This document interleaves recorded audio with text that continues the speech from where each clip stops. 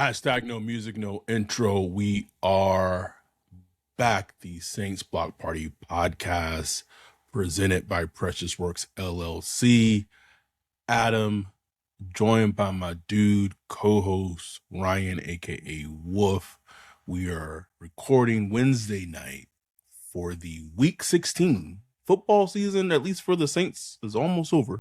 The Week 16 preview pod, Saints Jets game, where we will talk if the Saints can reel off 3 in a row. I was thinking about this before we started recording this podcast. I was like, damn, did DA win 3 in a row? And I don't think maybe so. I'd have to look it up. Maybe at the end of the first 23 season.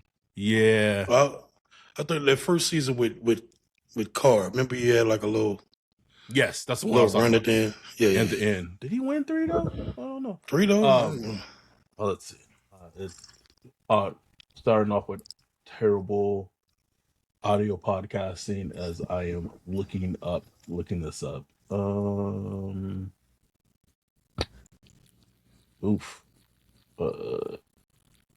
This was Jesus Christ. They've had some bad seasons, bruh. If this is your first time watching or joining us, we are SBP Saints Block Party Podcast. We have covered the Saints over the last 6 years in this podcast, done multiple things such as the Senior Bowl, NFL Combine this year, multiple pro days this year. Let's see. God damn, they've had some awful games. Like, I don't know, bro. They have not. He absolutely did not win 3 in a row. Did Kellen do it? Kellen? This squad? Wesley said, I think he won 3 in a row to end 2023, like after the Rams game. I thought that too. He did not. He did not. Okay. Because remember all the talk was like, oh, they won 4 their last 5 or whatever. No. He did not. That was terrible. Anyhow, this would be impressive if Kellen was able to pull this off and win 3 in a row and have the team still fighting, still, scratching, clawing, when they're obviously already eliminated for the playoffs. But before we get into the game, I wanted to I want to give a shout out to our dude Tony, who's in the chat, who had shoulder surgery today. Shout out for Tony. Shout out to Tony, man, my dude right there. It was speedy recovery. I'm going to give you a number. Ryan. 3,660. What do you think that is? I have no idea. That is the number of views our recap pod on Sunday night has accumulated from Sunday till today, which is Wednesday. If you haven't listened to it, you can listen or watch. You can go back and listen to it. If you're watching on YouTube, you can please like and subscribe. And that's just something I want to put out there in terms of whatever you want to call it. You can call it a narrative of that gets spoken about our podcast, and what we do is that just like we love being naysayers, we love being, negative Nancy's, all that. That's never been the case. Like, as two people who are co-owners of a business, it has always logistically and logically made sense for us, for the Saints to be doing well, which is winning and playing well and inspiring hope. And guess what? Of the last 2 weeks against the Bucks, against the Panthers, that's what the team's currently doing. And we just had an episode that eclipsed our highest episode in terms of views, which was the Mina Kimes episode earlier this summer. So it has never been about us always wanting to be negative and has stayed in the negative. We have always kept it like it was and kept it real. That's it. And 100.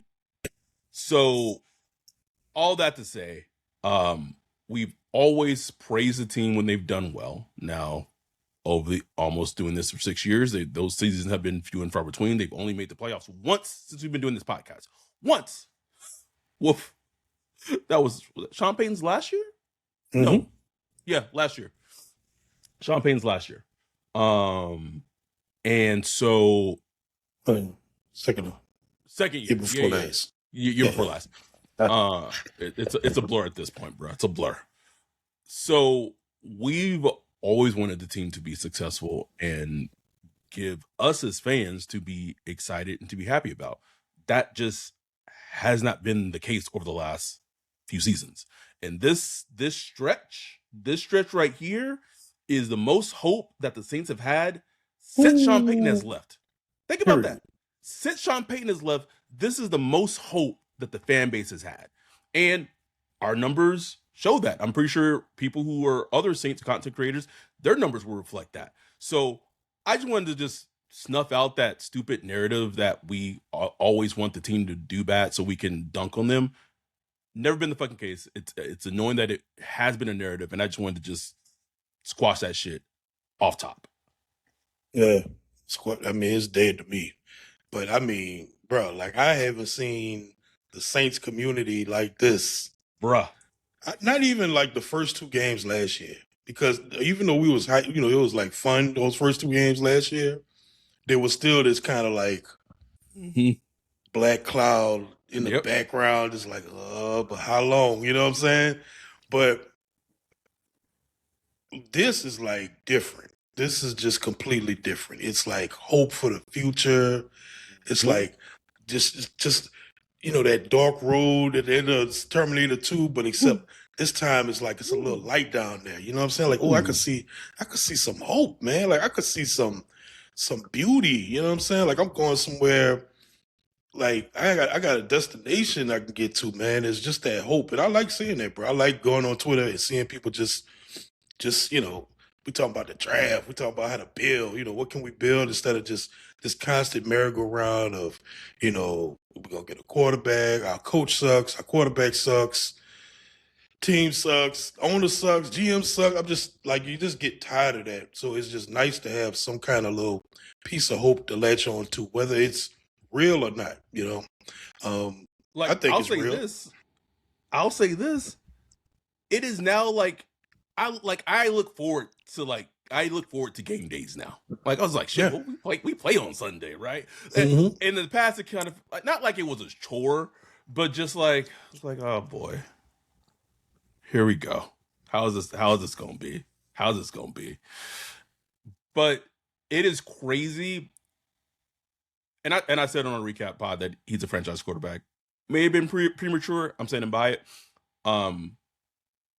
But it's crazy how the perception and the vibe and the mood and just everything for a team, franchise-wise, can change if you hit on whether he's 26 or not, if you hit on a young quarterback. It changes the game entirely.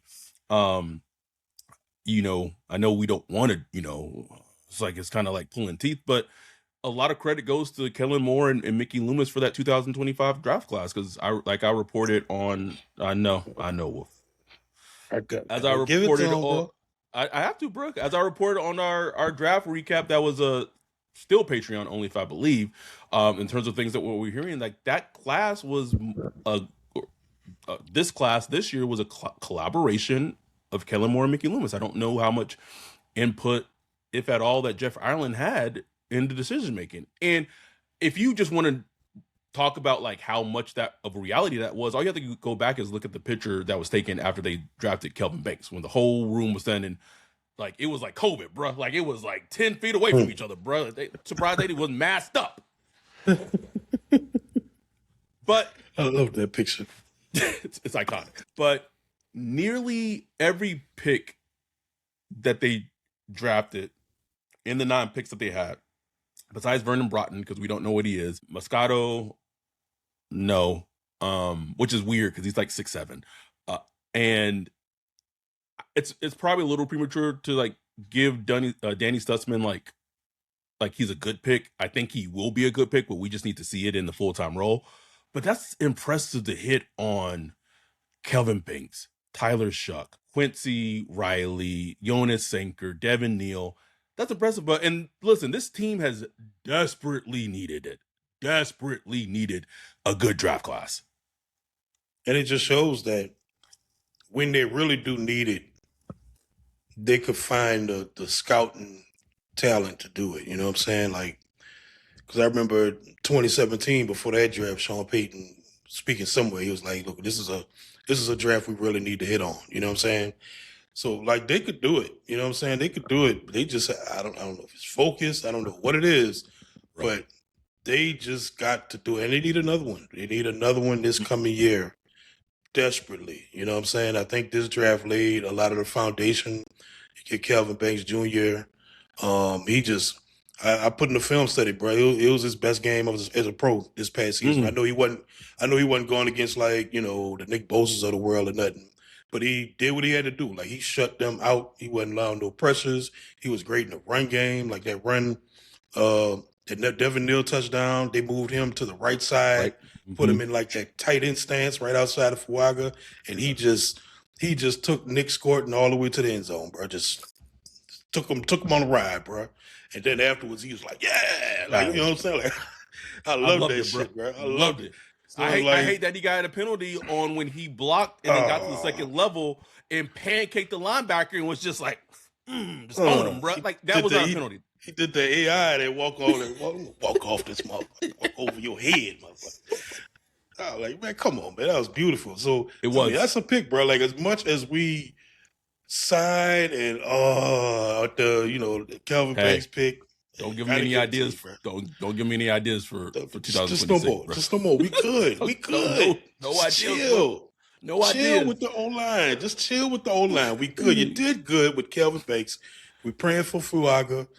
That he shake back. He looked fine versus the Panthers. Which is good. Hopefully, his health remains right and just get to the offseason, get healthy. That's all I want. And the rest of the picks, man, look, can we get that? Like, seriously, can we get Danny Stutzman? Like, y'all have seen the evidence of what happens when you play your young players. Like, good things can happen. Let's get Danny Stutzman out there. DeMarco Jackson been on the team about 4, 5, 6, 8 years. About 8 years. And now he getting defensive player of the week with the Bears. What did I say? Was on the team for 8 years. I would have had him with the. I've said it, bro. Zach Bond, DeMarco Jackson, Caden Ellis. We just a linebacker factory, bro. It's a lot. Do you remember how hard it was for the Saints to find a linebacker? Like just a quality linebacker. It was so hard, and now we just give it to the league. Just here you go. You want a linebacker? Stephon Anthony, Curtis Lofton, James Laurinaitis. Like we done been through some shit at linebacker, bro. Joe Line Dunbar. Joe Line has some zest, bro. That's how dire it was for us. Like Joe Line Dunbar. What was his name? What was that linebacker name, man? I can't remember his name. He was in a. Are you talking David Hawthorne? No. God damn, I forgot his name. He was with us in 09 too. 09 to 11. Jonathan Casillas. Yeah. Oh, there you go. Yeah. Jonathan Casillas. Yep. Like, we see just a little pop from them. We'd be like, ooh, man, he need to start. He need to be a starter. Like, because we just needed linebackers so bad. Now they just get linebackers just like, and don't play them. I think the big thing with that is loyalty. Like, and I'm not saying that Demario Davis should be benched for Danny Stutzman, but is Pete Warner at this point drastically better than Danny Stutzman? That's what the question boils down to. That's what I don't get. Like, forget the Demario Davis question. Like, Pete Werner, like, you telling me, like, we got loyalty to him? Like, seriously? He's not replaceable? Like, come on now. That's what it boils down to. I want to catch up on the chat really quickly. Tony said, appreciate y'all, and I managed not to say anything outrageous before the anesthesia wore off. Bro, that anesthesia will have you saying wild shit, bro. Yeah. Wesley said, man, people are crazy. I feel like y'all are one of the most positive of the Saints pods out there right now. I mean, I feel like we try to. No, whoa. We just are very realistic about the Saints. That's it. Uh, That's it. We roll and then whatever they're giving us. We gonna call them out on it. That's it. that's it. Wesley also said if the Saints win 3 in a row and Shucks looks good again, man, I might shift fully into fuck them picks mode. So that's what this is something I want to talk about before we like get into the Jets game. With things going as well as they are with the team right now, I've talked to some friends about this and what have you. Oh, thank you, Luke. Let me know that we have over 2,500 subscribers on YouTube. I think we gained probably 35 or 40 over Thank y'all. after Sunday's episode. So appreciate y'all for subscribing. If you aren't subscribed and you're watching this, subscribe, hit the subscribe button. It really helps out. That in this off season, with let's say they win out the rest of so let's say they'd go what 6 and 11, whatever. So let's say they go 6-11. Okay, you had them winning 6 games at the beginning of the season. I had them winning 5, so they'd be in the range of where we had them, right? But it looks completely different if Shough continues to play well down the stretch. Right. I won't say the concern, but there is some talks of if that's how the season ends, how does the team go about this offseason? Do they try to see that they got the foundation and they continue to add to it and build slowly, as potentially a responsible team would do, and feel like, you know what, we're still not close to contending, right? But we got something here. Let's build, let's develop. Or do they just go the route where Mickey Loomis is like, shit, we beat the Bucks one time this season, we swept the Panthers, and then if they split with the Falcons, that's what 4 division wins. Shit, let's go all in, whatever all in looks like, and just goes back to that reckless, kind of short-sighted way of team building. And there's talks that it may be the latter. That's where I feel like if as a team and as an organization, you can get yourself in trouble because you put yourself back in the same place of how you got there. The Derek Carr contract was an all-in short-sighted move. And it's just, so that's if I have one worry. The trades from 2022. With to the Eagles and Olave. All that is short-sighted moves. It's not thinking long-term. It's not doing an approach of trying to slowly build. And that's my biggest worry about this offseason, where they may see this, and it is impressive. And if it happened, they go 6-11, that's impressive as hell. But then they, and I say they, I mean Mickey Loomis, says shit, we can contend. We can compete for a championship right now. You see my team? And it's nigga, can we get an O-line first? Can we get some those are the things that worry me in this upcoming offseason. Scares the shit out of me, bro. That's what scares me. And I'm not saying the Saints should go into the next offseason and be penny pinchers or whatever. Correct. I think they should be measured aggressive. I don't know, whatever you want to word. They should be aggressive, but targeted aggression towards developing your team. So yeah, go and sign some 25, 26-year-old free agents that show some that could be hitting their prime and stuff like that. Mm-hmm. Go and make some maybe a smart trade here or there. But don't sell your future away. Don't do anything crazy. Don't trade your first or second round picks away. Don't pay, past their prime veterans ridiculous money just to come in and give you a year. You know what I'm saying? Don't do that stuff. Focus that energy and that money on younger players, developing players, and stuff like that. Nurturing the entire organization, bringing a new coach in for whatever reason, whether that's a pass rush specialist or a run game specialist or something like that, somebody to help the offensive line. Focus on ways to just nurture what you already got bubbling a little bit. You know what I'm saying? But don't go crazy, man. I just hope you just don't go crazy. You barely got cap space this coming off season. They're $9 million over or something like that. once they reshuffle the contracts a little bit, they're gonna have plenty of cap space. Just that's a good thing, Mickey. Like that. That don't mean you gotta spend it. It's like we all. I know I am. Get a little extra. It's like, ooh, let me go. What can I buy now? But I know in the back of my mind that's not how you should think. You should put that little money away. Put that in the savings account Yeah. and save for a rainy day. That's what you should be doing. Now, next year, 2027, your cap is going to be looking beautiful. Theoretically, let's say Shough has a really good second year and you see that development where you like, instead of asking yourself, is he the guy? You're thinking, wow, he is the guy. Is the guy, right? Then you could just, you could really go for it. Then, boy, then you could go and sign the top edge rusher that's hitting the market or whatever, then you could do it because now you've nurtured to the point where you set the foundation and you built. But don't jump the gun, man. You're in a good spot right now. Don't mess it up.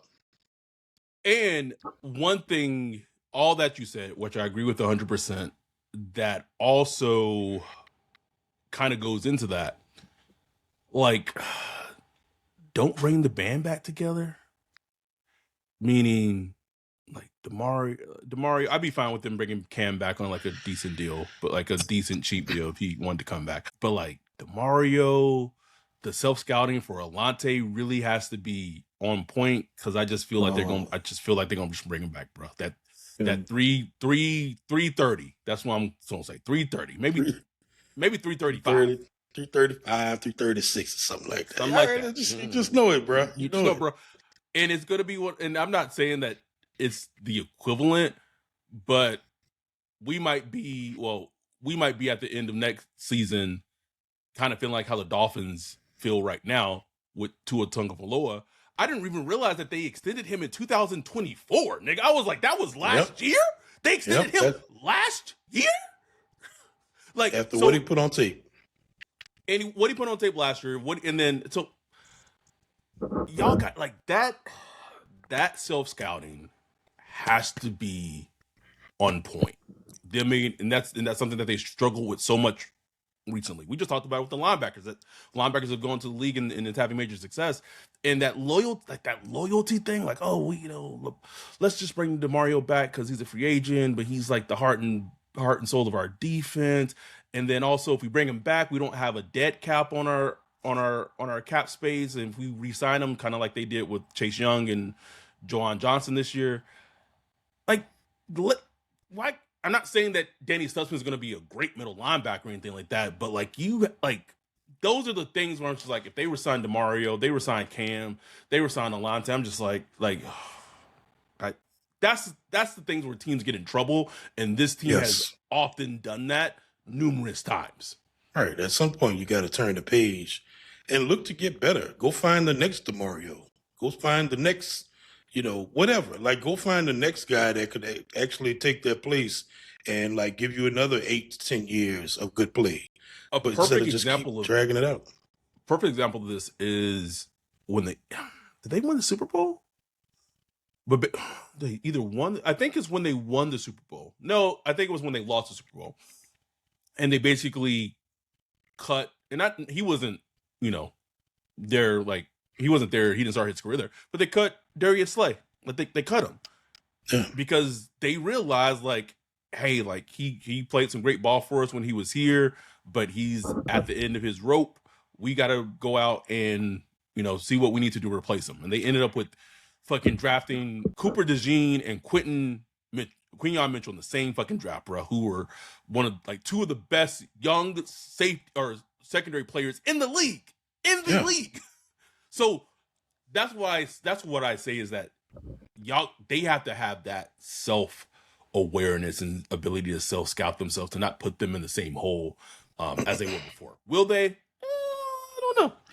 And it is weird because they're giving us mixed signals because, they traded Rashid Shaheed, they let, Cooks go. Like, those are signals like, look, we are focused on doing the right thing, doing the smart thing, rebuilding, blah, blah, blah, blah, blah. But, as you know, things change quickly in that building. Like that, nice little run at the end of the season. Mickey gonna have his hands in his pocket, boy. Like, Mm-hmm. I need it. All right, let's jump into the game. Yeah, let's actually take our first break. And we'll come back and start breaking down Saints Jets Week 16 right after this break. Yo, what up, Wolf? What are you looking at? Man, I'm checking out this website. This site is cheeks, bro. In 2025? How do you have a crappy website? Couldn't be me. They need to hit up our guy Bijan with Precious Works. Precious Works offers to not only build you a website that's tailored to you and your customers' needs, but also to continue to manage and maintain it so you can focus on your business. Don't have much time? Precious Works is just what you need. No out-of-the-box stuff like Squarespace or Wix. Precious Works will create a site for you. You won't have to worry about plugin updates, security, or things like that because Precious Works will maintain all of that and be available to you 24/7. Bijan set up Saints Block Party Podcast website for us a few years ago and hit it out the park. He also keeps it up to date and helps us anytime we want to add something new like a form or prospect matching tool that we did for the NFL draft. It's like having your own personal developer just a text or a call away.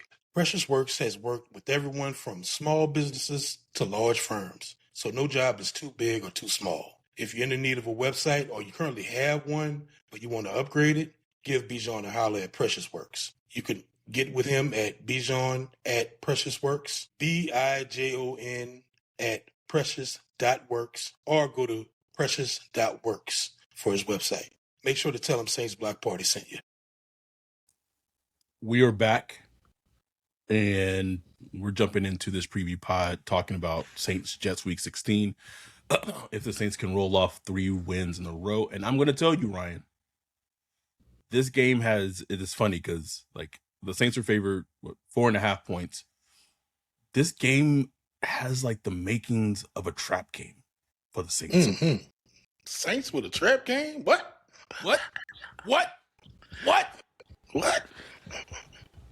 I'll tell you why. How I see it. Devin Neal already ruled out. Devon Bailey ruled out. Damn. Aaron Glenn fired defensive coordinator Steve Wilks earlier this week, which means that he's going to be calling plays. The Jets have one of the worst defenses in the league. However, as an offensive mind, so Kellen and the staff, like typically when you're preparing for a team, you're preparing for what a team defense has done over the season, like what their trends are, their blitz packages, all that. Well, now that's kind of out the window. So now they're probably going to have to go and look at what Aaron Glenn was running potentially with the Lions and things like that. Then that's what a smart coaches would do. I'm sure the Saints You would think are doing it. But there's still this unknown of you have the head coach now calling the defensive plays, and the Saints are favored. So now the Jets have been underdog in almost every game this season. But you're losing offensive juice on the offensive end when you already didn't have offensive juice. They signed Nyheim Hines to their practice squad today. Maybe he plays on Sunday, maybe not. And this is another game. And I get it. The Jets defensively don't have a pass rush. They struggle rushing the passer. So they send a lot of blitzes, 4, 5, 6-man blitzes that rarely typically get there. Tyler Shough has been good against the blitz lately. But there's this feeling of, I won't say it's fool's gold, but Tyler Shough is really going to have to truly uplift the team offensively and I don't care if it's against the Jets. Like you talking about, they gonna have Estime, Olave, Kevin Austin Jr., Mason Tipped. Right, it's gross. It's gross. Gross, bro. Gross. Can Shough do it? And I didn't even lead with this. Maybe it means nothing, but I do feel like Aaron Glenn is going to be very amped to try to win this game. Because back when Sean Payton stepped down, they did their coaching search. Aaron Glenn blew his interview with the Saints out the water. Like he completely had them like, oh shit. Of course, they still went with Da, and I would likely guess Aaron Glenn, if you would ask him, would say that that's probably best for him because he got to go to Detroit and mature more as a coordinator and all that. But I still feel like he's going to come into this game and want to win this game badly. No question. No question, bro. Aaron Glenn can he could put together a good defensive performance every now and then, bro. Like even with minor talent, I've seen him do it with the Lions back in the day. Even when especially those earlier Lions teams when they first got there were not talented at all. Like they were not talented. Struggled a lot on defense, but he would still come up with plans every now and then that would give teams fits. But to give Shough and them good guys credit, man, like they've been facing a lot of stuff. Like they've been seeing a lot of exotic stuff, and Shough been hanging in there. So it's gonna be interesting to see how he just continues to build on what he's done so far. Like just keep on building. You don't have talent. You're just gonna have to keep depending on Juwan, Olave. Bro, he was making Kevin Austin look like a serviceable. I was like, the hell, like, yes. But that's what good quarterback talent can do, man. It can really uplift the people around you. The only person that's what I'm about to say, bro. The only player that hasn't been uplifted at all, no matter who the quarterback is Mason fucking Tipton. He's good on kickoff returns. He's good on, but like in the functional offense, it's like I don't know, man. It's like he's like a theoretically he could be like a Chris Olave, but like he's softer than Chris Olave. Doesn't run the routes as crisp as Chris Olave. I don't know. I just like I'm tired of that. But it's like that's all we got. We ain't got much else, Estimate looked good, man. He even looked good in some of his pass protection spots. So like give me more of him, man. Use Estimate up. Dude been chilling all season, bro. Chilling. He got fresh legs. Use them fresh legs. Evan Hall. And look, Shough is gonna be on his right arm again, bro. Like it is gonna be on him again and on his legs too to kind of get this done. I mean, we saw what Trevor Lawrence did to the Jets. I think he had 6 touchdowns, like five passing, 1 rushing or something. Yep. Toe him up. So I'm sure Aaron Glenn is not going to want to repeat that performance. They haven't had a interception this season. I still can't believe that. So that's changing on Sunday, bro. I would love somebody. Let me know like what the bets are out there. Like any the prop bets on that, on the Jets getting it. I'm very fascinated by that. Like, because that's gonna be something. That's just gonna be something to watch if they finally get an interception versus the Saints. It's gonna happen, bro. It's gonna happen. But the Jets ain't. Bro. The Jets are not good, bro. Like I'm like, damn, what happened to the Jets? I thought they had like a defense, but they traded away Sauce. They traded away the defensive tackle, Quinn Williams. But I thought they had more than that, man. Where's everybody at? I'm like, damn. Like Will McDonald, the fourth, is not having a great season. I don't even know if was it Jeremiah Johnson? No. Yeah. He's still playing. Yeah. He had a sack.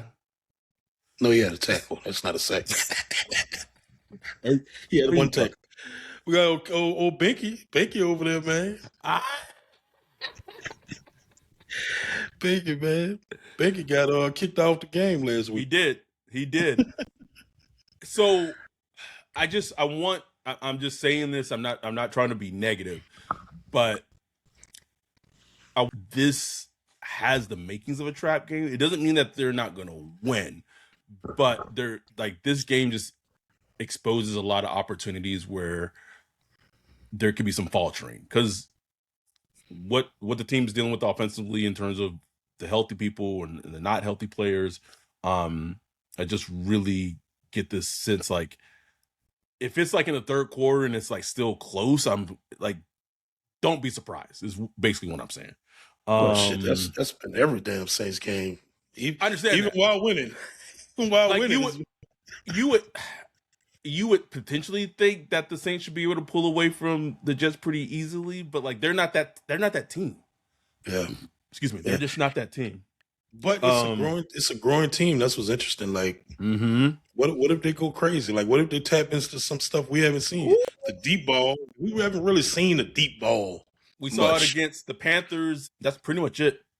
That's it. That's it. Like they've taken a few shots. They didn't take many last week, so I have a feeling they're gonna try to hit those and Mm-hmm. try to just bury him early instead of all that short stuff early, man. Because you got to take shots early, man. Because all whatever they're doing early in games, I don't know. Stop scripting. Just stop scripting it out. Period. Just Teams are dialed into it. dialed Dialed in, bro. It's into it. not happening. It's not happening. We have 50 concurrent viewers on right now, 139 views. Appreciate y'all who are listening on a late Wednesday night. Ryu Ken asks, do you guys think Tyler's arm talent is in the upper echelon with Mahomes, Allen, and Caleb, or is he below them? I would say that he's below them. I would say But, he's below. but it's still like how I guess my question is how different of arm talent does Tyler Shough and Matthew Stafford have? I'm about to say it's about at that Stafford level. About Which is there, like bro. which is super impressive. If Yeah, you like if you that's it's upper like echelon. the upper quarter of quarterbacks. Like he's in that range. He got a hose, bro. Like some of them throws he make, man, them things coming out smoking. I'm like, Smoking, God bro. damn, you got to Like catch we'll that shit. like we watching it in the live stream. We like, ooh, like we just it takes us back. God damn. Flick of the wrist too, man. Like it's something to see. So no, I think he's one of the stronger on quarterbacks in the league, and we knew that. We knew that coming in. He showed good on, but like seeing it with the Saints in the NFL, it was just kind of like, damn, he really do got like a hose on him. You know what I'm saying? Because Rattler, it's not like Rattler is something like No. Rattler got a nice arm too, but even like compared to Rattler, it's like, damn. Yeah. I would say in terms of arm strength, they haven't had a quarterback like this since Aaron Brooks. Like just in like pure arm talent. Pure arm Standpoint. talent. That's the closest you could compare is Aaron Brooks, because Aaron Brooks had a freaking bazooka as an arm. Yes. And that's the closest you could. We just haven't really been able to see him like uncork it crazy. Just the way the offense is set up. It's just a lot of short stuff. The way defenses play, just the talent. We just don't have the talent that can really stretch the field like talking about, especially since they traded Shaheed. So we haven't really seen him uncork it. But the fact that he is so good in the intermediate area and he's able to hit those throws, that shows you right there, because those are some hard throws. They are, bro. They are. And he delivers them with like pinpoint accuracy. And they come out hot. Let's take our last break of the pod. We'll come back talking about the Saints defense against the Jets offense. We'll be right back after this break. Football season is in full swing, and Underdog is the best place to get in on the action. Playing on Underdog is easy. Just pick whether your favorite players will go higher or lower on stats like rushing yards, receptions, touchdowns, and more. This week, I'm looking at Saints versus Bucks and selecting Chris Olave for higher than 50 yards and Baker Mayfield for lower than 3 touchdowns. Download the app today. Sign up with promo code Block Party. Score $75 in bonus funds or bonus entries when you play your first $5. That's promo code Block Party. Underdog. Make picks, win money. Must be 18 plus, 19 plus in Alabama and Nebraska, 19 plus in Colorado for some games, 21 plus in Arizona, Massachusetts, and Virginia, and present in a state where Underdog Fantasy operates. Terms apply. See assets.underdogfantasy.com/web/play and get terms _DFS_.html for details. Offer not valid in Maryland, Michigan, Ohio, and Pennsylvania. Concerned with your play? Call 1-800-GAMBLER or visit www.ncpgambling.org. In New York, call the 24/7 Hope line at 1-877-8-HOPE-NY or text HOPE-NY 467-369. We are back talking Saints defense going against the Jets offense. I believe the Jets will be starting for his second game. Rookie quarterback Brady Cook. And I'll say this. The Saints defense has been much improved lately. The Jets, it's funny because of how they're built. Like they're built at least offensive line wise, very similar to the Saints, where they drafted very high their left tackle, the right tackle, like just like the Saints have done in the past 2 drafts. They still have Breece Hall and AD Mitchell. I mean, I don't know who else are just receivers, but AD Mitchell. Zia, Mitchie over there. Okay, there you go. John Mechie. I was blanking on him. I know they released Alan Lazard this week. Zia Williams. I know Mason Taylor is in concussion protocol. So don't know if he's going to be ready to go. This is a game where you potentially really want to see Brandon Staley unleash this defense. Please. Please. Like shut him down. Shut them down. Stop playing. Like, go ahead and shut this shit down. Brady Cook, come on now. Like, I know he had like 22 or 33, 176 yards, 3 interceptions. Like, come on, man. Like, stop it. Go and like eat. Like, eat. Like, don't let them move the ball. Don't let them score. Don't let them like eat, man. Go, because they can't do nothing, man. Like, just unleash the hounds on this defense. I don't want to hear it. I don't want to hear it, bro. I don't want to hear nothing about them 17 points, 20 points, nothing. I want them to shut it down. If I'm Brandon Staley, I would say at most I don't want them scoring more than 10 points in this game. At most. Period. At most.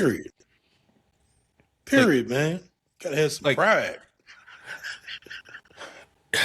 I just hope that the team in general, in totality of the team, but especially the defense, I hope they don't have a defensive letdown where we're like in the Zoom on Sunday and you're just like, we letting the Jets do this to us? To us? I mean, look, we've seen it, and we know it with this. Yes. That's what with this defense, they give you they give you the 10 yards. They're gonna give you the 10 yards clip and let you work your way downfield, especially early. So it wouldn't surprise me if the announcer's saying, "Wow, Brady Cook has completed 8 of his last 9 passes or whatever." Like, I could see the game starting just like that, but man, like go and show something. Kool-Aid, Alante, Quincy, Sanker. Go out there and show something, man. Like, go out there and take advantage of this. Like you. This is the type of offense like you need to just squeeze. Chase Young, amazing game this past week. Do another one. Like, stack them up. Do another game like that. It would be nice if they would switch up the Alante blitz and maybe blitz Jonas Sinker instead with how fast he closes, to give the offense of the difference. Right. They I'm just so tired of Alante blitz. Wolf, I'm so tired of it. I see it a mile away every time it's called. Offenses see it going a mile away too. Never. I think the last time it got there, I don't want to say it was against Carolina in week 1, the Cardinals in week 1. But it feels like it's been forever since it's gotten there. There may have been another time. It may have been there's a game that it did get there. But I can't think of who it was against. Okay, if you're not gonna play Stutzman full time, can you get him in there and run him on some little blitzes or something like that? Like, can you do something? Because I see when I be watching the Saints offense versus other defenses, I'm like, man, all of these defenses doing some crazy shit. Trying to get can we do some of that? Can we do some of that? Get the young guys on the field. The game to me defensively starts basically with Breece Hall shutting down the run game. Oh yeah. Tony in the chat said it seems like we give up 1 or 2 mulligan drives to start the game and then lock in. Yes, they do, and it's so annoying. Very annoying. Because on the flip side, the offense can't do nothing early either. Right. I will give Brandon Staley this for him to be able to make those adjustments afterwards and really kind of hone in. It's very refreshing to see. It's very refreshing to see. But it's we want this game to be I don't even want a mulligan drop. Come out and shut them niggas down. Shut them down. Because the Saints, come on, y'all should have at least one of those games. 2012 season, we had literally one of the worst statistical defenses in NFL history. And even that season, we had that one game against Tampa where we shut the Tampa Bay Bucks out. like 41-0. And the Spagnuolo defense. It's 41-0. We had the worst defense in history, and we still figured out a way to like just squeeze a bad offense. Like that's what I want. Like just go ahead and take care of a bad offense. I'm not saying you got to shut them out, but keep it 10 below, man. Keep a little, just keep it 10 below and let the offense skate. It would be nice to have just like a nice game where we talking about, I don't know, talking about movies or something in the fourth quarter. And, It's been, we haven't had that since like the Giants game, and before that it was like the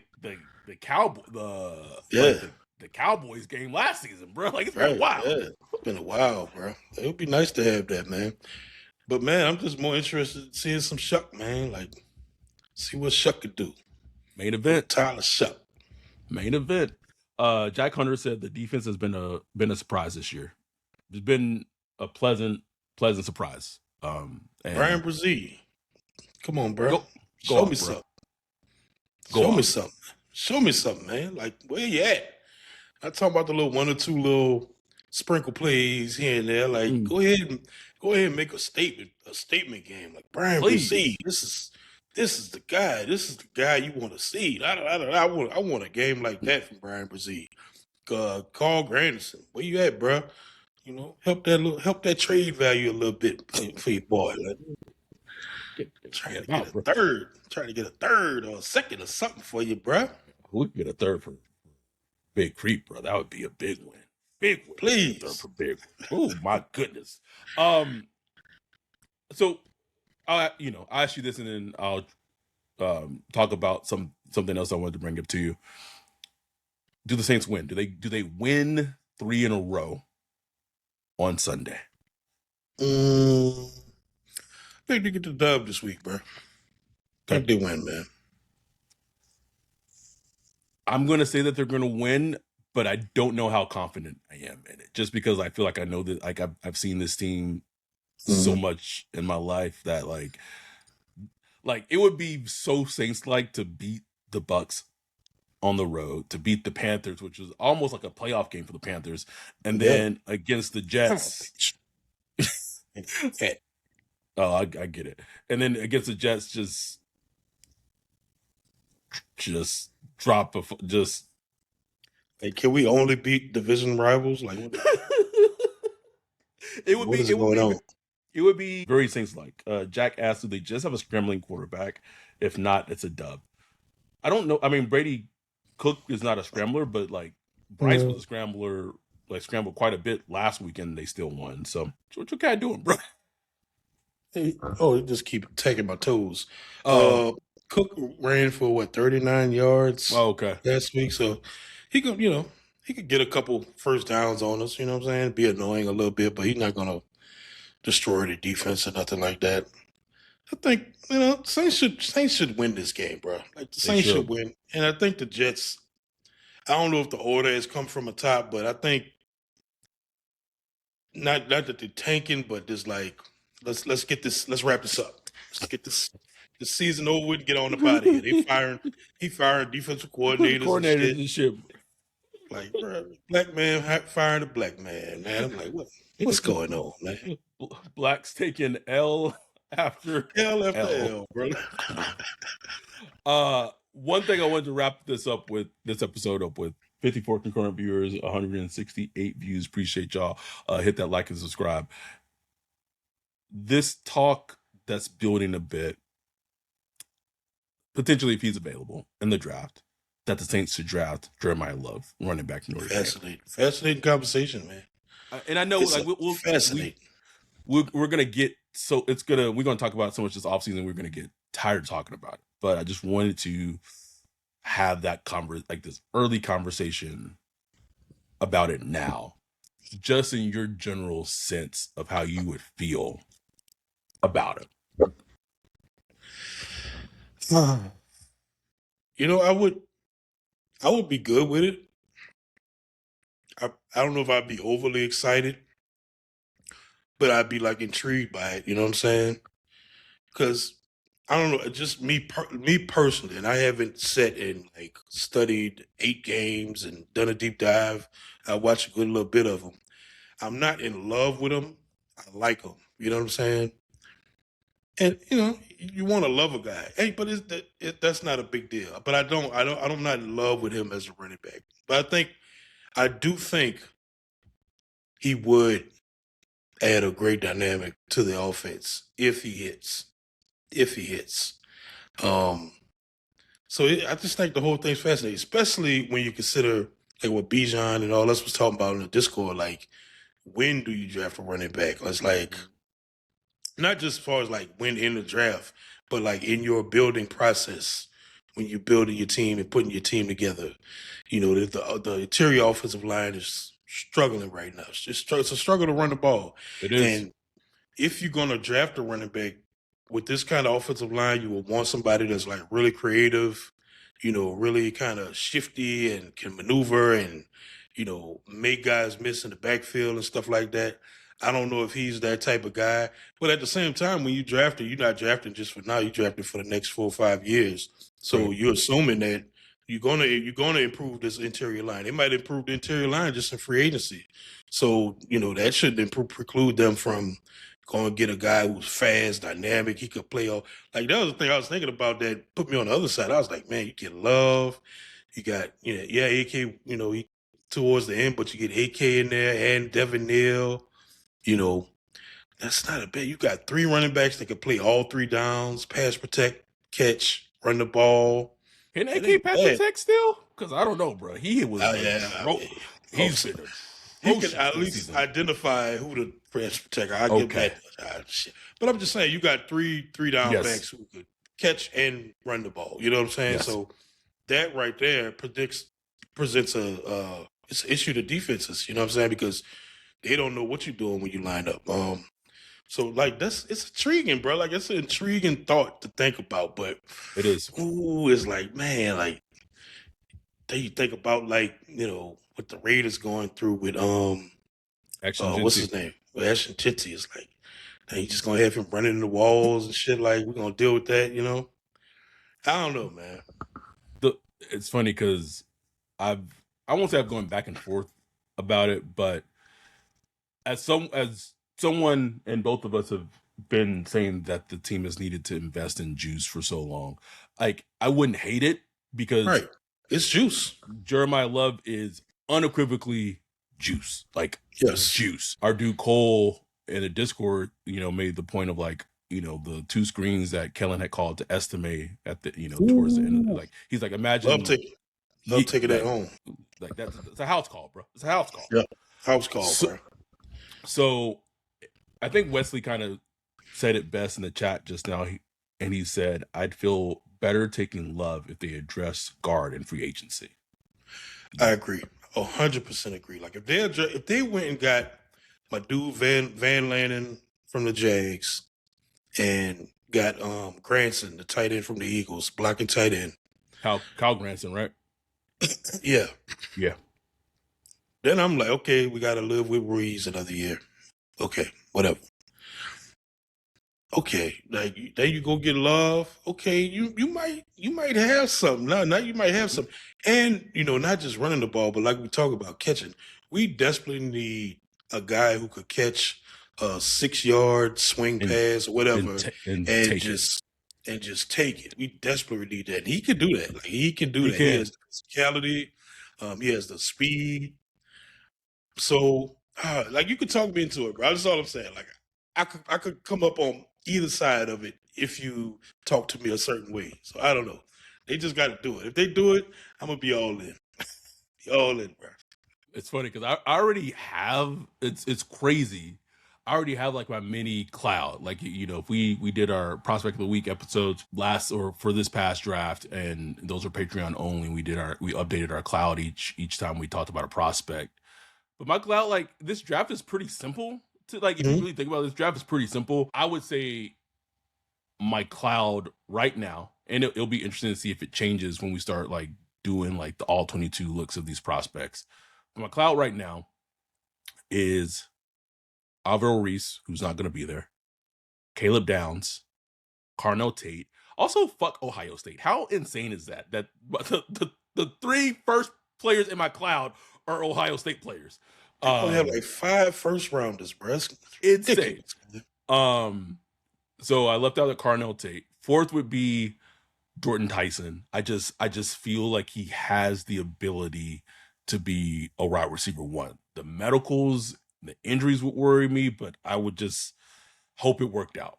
And fifth, I would say fifth right now for me would probably be Jeremiah Love. Mm-hmm. Yeah. Hard to argue against that. Just from the caliber of player he is, because you know you're getting like this is a good player. Like, you know what I'm saying? Yes. It's not like you don't have to question that. You might question what's around him. Will he be able to succeed early and all that stuff? But as far as the talent itself, you really don't have to question that. Like, you know what I'm saying? Seems like a dude with a good head on his shoulders and really, really physically and athletically talented, man. So it's going to be interesting. Somebody in the Discord compared him to DeMarco Murray. I thought that was perfect. I was like, damn. I looked at the like height and weight, exactly the same. Both high cut runners. Yep, they are. And DeMarco could break one off when he played with the Break one off. Cowboys. Except He had like that 1,800-yard season or whatever. That Cowboys O-line was Stutley though. Like, that's when he broke out. When he had that 1,800-yard season, that's when they had, Tyron Smith, and they just drafted what was the center name, the guard, Frederick. Yeah, Frederick. Like they had a stupid line, offensive line, bro. So it's like Saints got a piece or two. We're ways from that though. Ways away from that, bro. But Cash, you could be building that for the future though. You know what I'm saying? Could be. Last thing I'll hit this last question in the chat. Justin Cash asked, thoughts on Chris Bell or Tate? Yes. Like, bruh, just imagine this. All right, just imagine this. If they drafted Carnell Tate in round 1, and let's say in round 2, they draft the offensive guard. Like, I just say they did it in round 2. But let's say in round 3, they came back and drafted Chris Bell, who may fall in the draft because his torn ACL. Are you telling me they could get a Chris Bell and Carnell Tate in the same draft? I wouldn't even care. I wouldn't even care about the guard in round 2, bro. Fuck, like, yay, whatever. Ecstatic. Would be ecstatic. Ecstatic. I know he blew his ACL. I don't know if there's any other like damage to it, but like, man, ACLs ain't shit no more, bro. Like, especially if you're a young player. I heard that if all goes well with the surgery and his recovery, that he should be either returning or close to returning around October or November of next year. Give me 3rd round. Give me. I wouldn't even be not even worrying about next year like that. But come 2027, we ready to go. We are ready to fly. But I think he'd be ready to go 2026, bro. Just towards the middle of the season. So now I would still take Chris Bell. I just love him as a player. I don't think the ACL is gonna be a big deal at the end of the day. But you give me Tate, like I'm a big Tate fan, bro. Like every time I watch him, I think he was just a little underutilized at Ohio just because he's playing opposite a legit NFL wide receiver one, like just a wide receiver one right now. Like he's already a wide receiver one, a generational wide receiver prospect, which is crazy because they come few and far between. Right. So, like his production was good, but some people could look at it and be like, well, why wasn't this and that? I just think he's a good ass wide receiver, bro. He is. Like, I would just love him on a team. You could argue like, do you want to take him at 7? Blah, blah, blah, blah. In this draft, it's like, you just got to get the good players where you can, man. Because this draft is not like, doesn't have like 10, 12 blue chip players at the top. It's like just a very few. So just go and get your good players where you can. I agree. 200%. And I mean, the thing is, it's funny. We talked about the draft all this year. If the Saints win on Sunday, they're picking 7th right now. They might, I don't know, they might drop to like 8, 9, 10. I don't know. We're gonna be wind up picking with the Chiefs. Like it's gonna be like us and the Chiefs. Like how the hell? It'd be hilarious if we like sniped Jeremiah Love from them right before them. That'd be hilarious. Anyhow, we appreciate y'all for joining us and checking in and watching this Saints Jets preview pod. Again, hit like and subscribe. If you become a Patreon, just $1 a month, patreon.com/Saints Block Party. Wolf does his all 22 breakdowns, of the previous game, usually up by Tuesday, Wednesday of the week following the game. And, we have tons of things for our Patreon, HQ or HQ video, but we shall see. No ads. We shall see what happens on Sunday. We're excited to watch it, see what happens next in this Tyler Shough momentum and building and development. We will be watching it on Sunday in the Zoom live stream available for Patreons. If you're not a Patreon, we will have it live streaming to YouTube so you can watch our reactions as we're watching the game all together. We appreciate y'all. We love y'all. With that, we are out. Peace.